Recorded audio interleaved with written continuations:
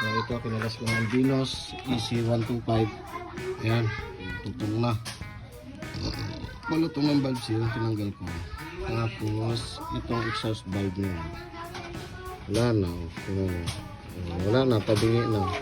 Umangat na siya kapag ilalagay ko dun sa amin.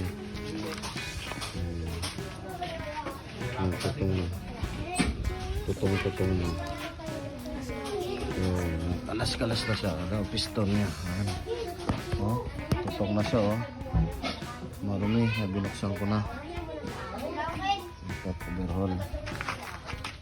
Ayan. Kaya dito, itong exhaust niya ay ayan o. Wala na siya o.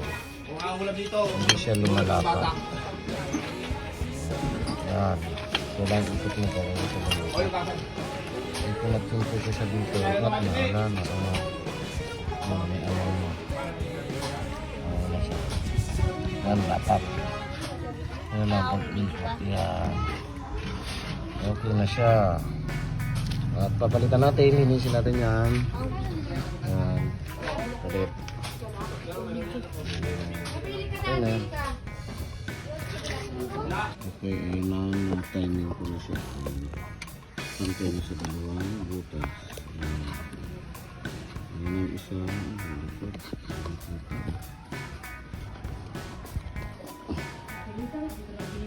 Ayan. Pantay na itong butas nito. Ayan, pantay na dito at saka yun. Ano ba yan? Itong isa. Ito. Ayan. Bakit? Ipil daw itong kahoy niya. Ipil. Ayan siya. Ayan. Kung paglulukuhin niya. Ayan. Ayan, nabigyan natin. Ayan, nag-ikot ko lang. Ayan sa tayo mga overheat. Ayan sa lubong. Ayan sa butas sa kapatid. Hirap mag-start. Mag-starting. Mag-start. Tapos ito ang tanong. Ayan.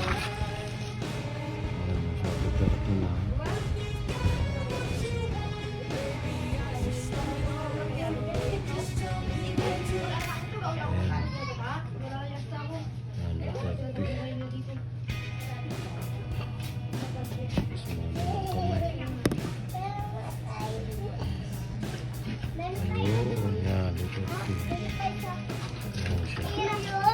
Lagyan ko ng tanda. Tapos ito. Motor ng Albinos EC125. Ito na-check sa akin. Single nag-start. Ito rin naman. Ito na nagurado rin yung chumipilip ko.